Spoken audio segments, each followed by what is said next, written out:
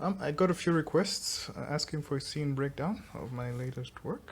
So if you haven't seen it, it's this. It's Code Scout in the Savanna. So I modeled the bot, textured it, and placed everything there. The trees and the vegetation are imported from another source. I didn't create those. So you can find those for free I think on Turbo Squid and some other places. So I was inspired by this concept here. I have forgotten the name of the author. I thought I had written it, but he's on ArtStation. So I was inspired by this. I was looking for something to model. So I found this robot. It was I just like the design of it. So I decided to borrow the legs and some of the top. Then I got creative at the very top again. Okay, mainly. So I think the author's name is Matt, but I don't know his last name. But he's on ArtStation, so I got the concept from there. So if we just look at this, so it's mainly using the new tools in version 1.2. So scattering and instancing. It's not that heavy actually compared to the other examples I've shown. So maybe it's just about in the millions or hundreds of millions of polygons here. And if you look at grass in the savanna, it's quite thick. It's not like small grass, so I didn't need a lot of it, a lot of that for this scene. So if we have a closer look at the robot, for example, I created the textures, the scratch maps. Of course, I UV mapped it as well in Blender. It's about 2 million triangles, I think, or 1.9 million triangles in total for this. So yeah, so it was it was a good test as well, geometry-wise, for loading that into DeepFX Studio. So I can just show you the model again in Blender for those more curious about the modeling process.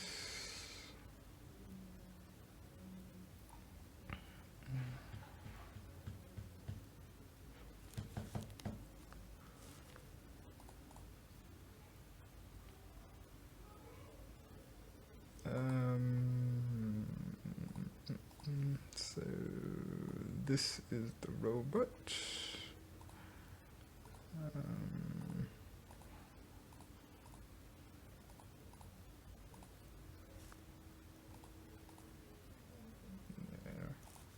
So just going to edit mode so you can see the topology. I think I've frozen all the modifiers, but most of these are they've got subdivision modifiers on top of them. So it wasn't just to show the flow. I would have shown you the flow of the whole process actually. I think everything is sub-D except the top. Because it's simpler to bevel it. Yeah, the top parts are mainly beveled. It was simpler. I didn't need sub-Ds for that and some booleans. So to get that look, but everything else I believe is sub-D'd. I did basic unwrapping on it, nothing complicated there. Actually, I didn't even, I left some distortion in there because it helps with the scratch maps.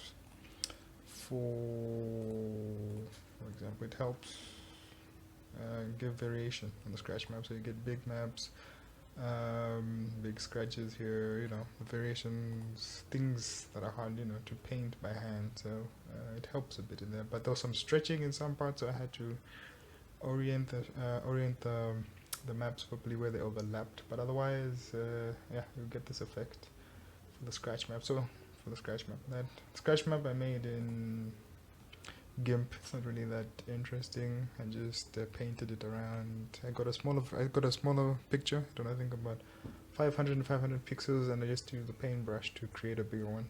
It's about 4K for the map. So I did that. Then the only part that I really paid attention to when unwrapping was this section here. So this is actually properly unwrapped because it's got the logo on it. Yeah, so this is where the logo comes in around. I just unwrapped that properly, stretched it out. Actually, I don't think I even unwrapped. I just used the cylindrical, what do you call this? The cylinder projection, sorry. Right. And but it was a bit skewed, so I had to stretch it and make it straight. So the logo was perfectly round, not an oval. Yeah, so that's pretty much it. So it's mainly sub-D modeling for this methods. So Really, I'm not really a professional modeler, so I won't go into any further details for that. Okay, then you can look at the scene. Yeah, so the trees I just placed manually because I wanted something specific, and if you look at the Savanna, there's not really that many trees there's a lot of space between trees and stuff like that. And I wanted a very specific composition, I wanted the trees to complement the space as well there. And yeah, I just put an extra stump for detail in there. And then for the scattering, I'm using 2 objects actually. There's nothing very complicated yet, and add the extra filters on top, the shapers. Okay, you see this. There's the UV plane. I believe I thought I had another one in here. 1 second. For the plant, there should be another plane in here. I don't know where I put it. I might have deleted it accidentally. Anyway, there's another plane here for the other plans. I'll just generate those quickly. See what those look like. Okay, it's a different scene, sorry. So I had created another one. Yeah, I've opened the wrong scene here, but if we look at this, there's these little weeds here popping up in the ground above the grass. These were using a different plane.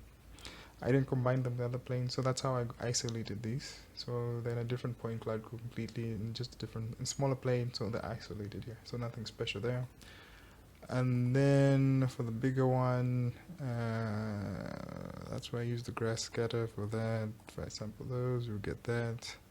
Let me just switch this on, and you will see that's our grass. So that's just 1,600 polygons, which is not a big amount. If you saw in the other videos, I was doing something like 400,000 for the grass instancing, for example. So I think there's just 3 types of grass in here, two types actually. So, and I used the translucent shader on these. I can actually show you the shaders on those. Let me just switch off the instance right here. Okay. For the grass, it's quite a lot of textures for this mostly, surprisingly. Mainly for the imported assets though. And the robot, of course, since it's cut up into little pieces. So I can just show you the most interesting shaders here. Okay, this is an older scene. There should be a newer scene. Say newer scene.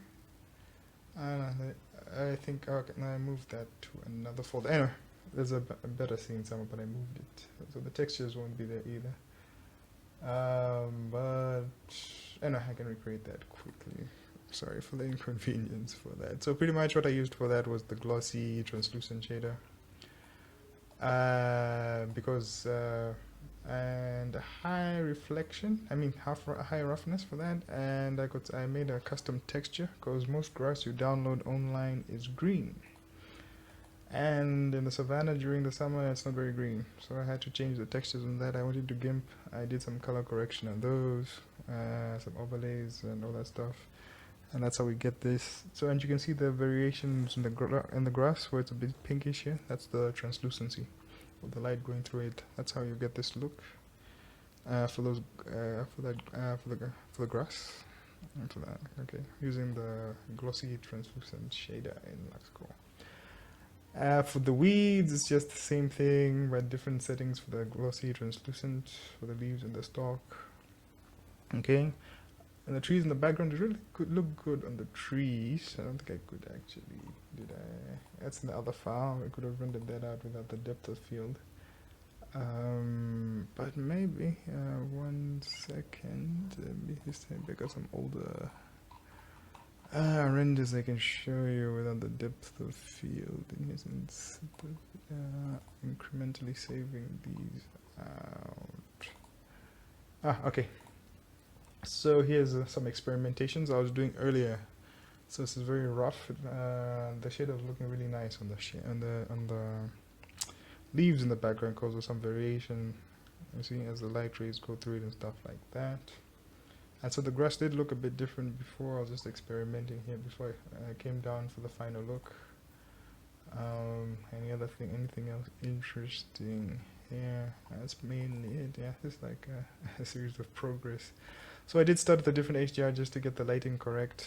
I was surprised and I was happy that the robot pretty much works in any lighting setting. It looks good, realistic in any setting, any lighting.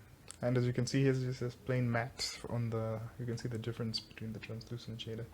This is just the matte shader, nothing else on it, or Disney shader, matte or Disney. So you can see the differences there. It's not very interesting. If I keep going here, I started adding variation to the grass, so rotations and stuff to get the more wilder look. I started experimenting with the glossy translucent shader here, piece by piece, and so forth. It's just these are just incremental views, and so forth until I came to the final look. Change the HDRs. I was testing different HDRs here. So this is actually, I think, Denmark. I couldn't find anything for the specific, like Savanna specific, so I had to get creative. So it was a choice between these two. This one looked the closest, and I preferred the lighting in that one. It was lighter, and this one was showing the robot more. So I ended up with that, and I started experimenting with depth of field here, and so forth. So yes, that's pretty much it, I believe. That's how this was created. But yeah, it's using the new scattering tools in here. Oh, and the texturing, I guess, for the robot, it's just the car shader. A modified car shader there. So let's see if I can find the part here. It's not very complicated, I guess. Yeah, it's just a car shader. Image map goes into the specular, so if you if you know how the car shader works, or if you got the documentation up, this just goes into the second layer there, and then it's pretty much the default settings here. I adjusted the last layer, the glossy layer, to get the right sheen on top of it for the roughness. Okay, but the Fresnel values stay pretty much the same. So using the second specular layer for that. With the blue color, I think there's two colors for that. Then this is the midsection for the texturing, so I needed something a bit more complicated here. Then for the texture, just use for the actual texture, on the robot. As you can see, it's actually quite detailed. It looks worn out and all that stuff. I also applied a scratch map on it, but a separate one, so it looks very worn out and stuff like that. So that's pretty simple to do. There's a mask for that on top. I use a mix shader to leave that out. Then for that specifically, I shaded. So what I did was I left the color. I could have changed the color of the logo to anything I wanted using the Disney shader. So I didn't tie it. I didn't actually make a texture. I just made the masking for that, so to give me freedom. So I didn't know what color the robot was going to be in the beginning. I just did that quickly, and I threw that in. Yeah, so you can change that to any color.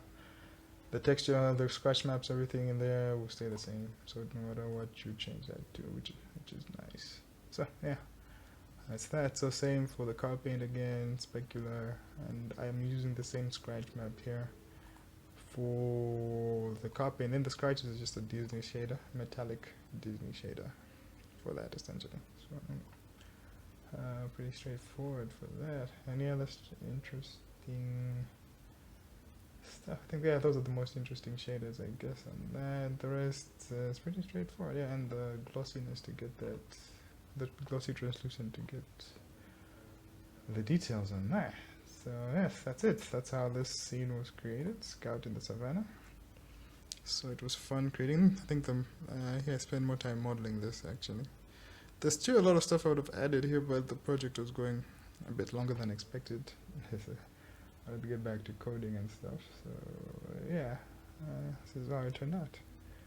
So yeah, thanks for watching. Oh, and there's a survey on the website. I've put a link down in the description. Please fill it out for Deep Effects if you've got time. It's just going to details. I wanted to collect more information about people currently using it. If you're not using it yet, why not? Different stuff. Has to get feedback. So I want to understand what people are looking for. Are you happy about the new tools? Maybe you don't like the direction and stuff like that. Just fill out the survey at the bottom. It will be there the whole, it's the whole year, so you can go back and change it anytime.